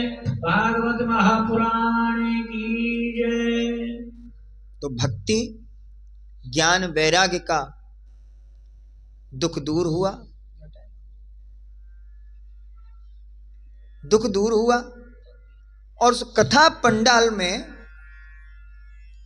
तीनों माता और दोनों पुत्र प्रकट हो गए, नृत्य किया, कीर्तन किया। सबने चकित होकर पूछा सनत कुमार को, महाराज ये कौन है? बोले ये भक्ति महारानी है, ये ज्ञान वैराग्य है। भक्ति महारानी ने हाथ जोड़कर सनत कुमार को प्रणाम किया और कहा, महाराज आपने यथा योग्य सब श्रोताओं के लिए आसन दिया, मेरे लिए कोई आसन नहीं नियुक्त किया क्या? मैं कहां बैठूं? तो सनत कुमार जी ने कहा, भक्तेषु गोविंद स्वरूप कर्त्री प्रेमेक धरती भवरोग हंत्री सात्वम चतिष्टस्व सुधैर्य संश्रया निरंतरम वैष्णव मानसा। हे भक्ति महारानी, हे श्री कृष्ण के दर्शन कराने वाली, इन भव सागर के समस्त रोगों को नष्ट करने वाली, हे मां तुम्हारे लिए बड़ा सुंदर आसन हमने नियुक्त किया है। कहाँ है? बोले तुम्हारे लिए एक ही योग्य आसन है, तुम्हारे बैठने के योग्य एक ही आसन है, और वो है वैष्णवों का हृदय, वैष्णवों का मन। आप वैष्णवों के मन पर विराज जाओ और समस्त वैष्णवों के मन पर विराजी रहो, यहां तुमको आनंद मिलेगा, भगवान से सानिध्य मिलेगा। तुम्हारे द्वारा वैष्णवों को और वैष्णवों के द्वारा तुमको भगवान का आनंद मिलता रहेगा, दोनों को। और भक्ति महारानी वैष्णवों के हृदय पटल पर विराज गई। और अभी 3 बज चुके हैं। कथा का टाइम थोड़ा बताएंगे आप? 12 से 11:30। 11:30 सही है। 11:30 से 3 बजे तक, 3 बजे तक ये कथा का समय है प्रतिदिन। और प्रभात फेरी जाएगी कल? आज भी गए थे क्या? हमारी क्या, तो आप जाते, कोई बात नहीं। तो कल प्रभात फेरी भी कल जाएंगे 3 बजे, 4 बजे।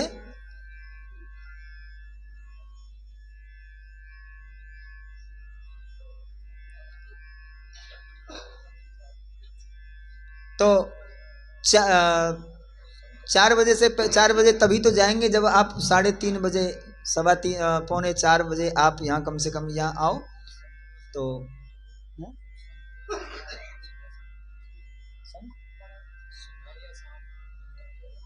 इनको पता है सुबह से, तो सुबह पौने 4 बजे यहाँ आए और प्रभात फेरी का भी आनंद लें।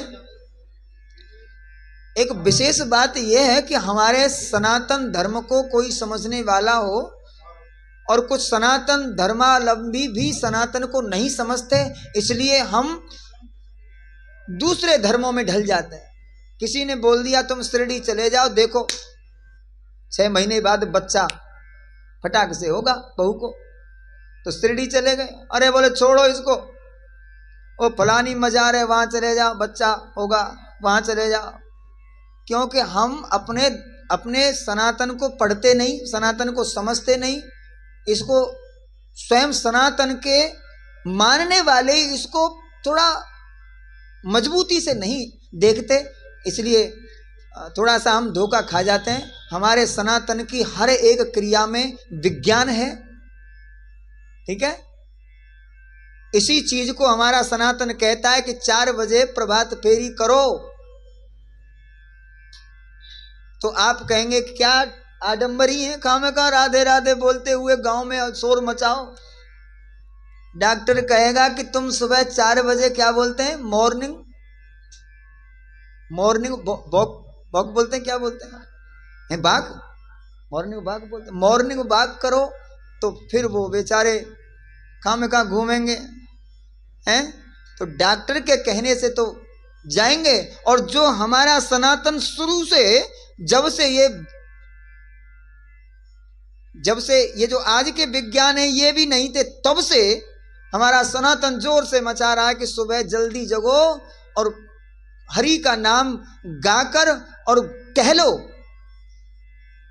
अब टहलने कहाँ जाए, बोले गांव की परिक्रमा लगाओ, मंदिर की परिक्रमा लगाओ, किसी आश्रम की परिक्रमा लगाओ, किसी मठ मंदिर की परिक्रमा लगाओ, कहीं न जाओ तो अपने गांव की परिक्रमा लगाओ और कीर्तन करो। तो हमारा सनातन धर्म से ही विज्ञान निकला है, साइंस निकला है, इसको हमको समझना चाहिए और इसी पर एक विश्वास करके और इसी से जो मांगना है इसी से मांगो। इतना कहते हुए मैं अपनी वाणी को विराम दूं। उससे पहले कल 11:30 बजे से कथा आरंभ होगी और सुबह 4 बजे प्रभात फेरी आएगी। प्रभात फेरी के लिए चलेंगे और अभी हम आरती करते हैं, आप खड़े हो जाएंगे और आरती कर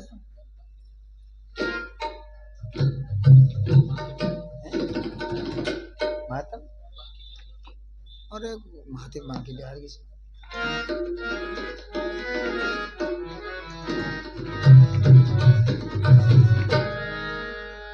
बांके बिहारी तेरी आरती गाऊं, बांके बिहारी तेरी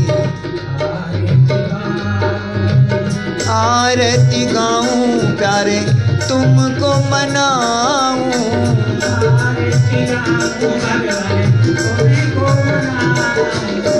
आरती गाऊं, प्यारे तुमको मनाऊं,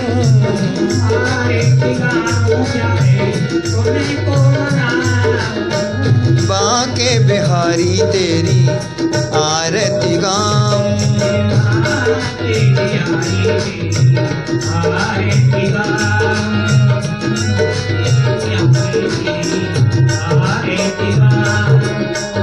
मोर मुकुट तेरे सर पर सो है,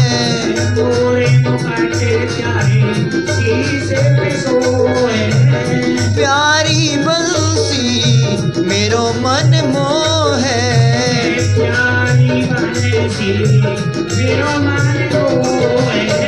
देख युगल छबे बरे बरे जाऊं,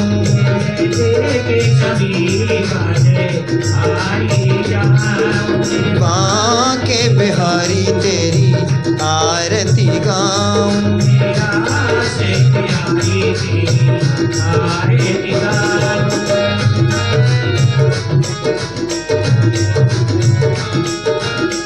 चरणों से निकली गंगा प्यारी।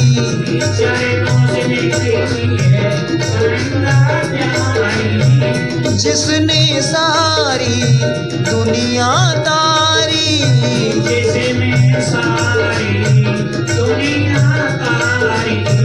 उन चरणों को शीस नवाऊं। मेरा दे चरणों के मैं शीस नवाऊं।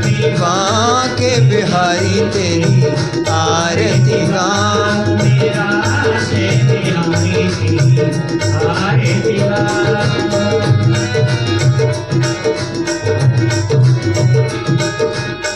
दास अनाथ के नाथ आप हो। दास दास की नाथ आपे हो। सुख दुख जीवन प्यारे साथ आप हो। सुख दुख जीवन प्यारे साथ आपे हो। मैं निस दिन तेरा गुण गाऊं। तुम्हारे चरणों में शीश झुकाऊं। बांके बिहारी तेरी आरती गाऊं। बांके बिहारी तेरी आरती गाऊं।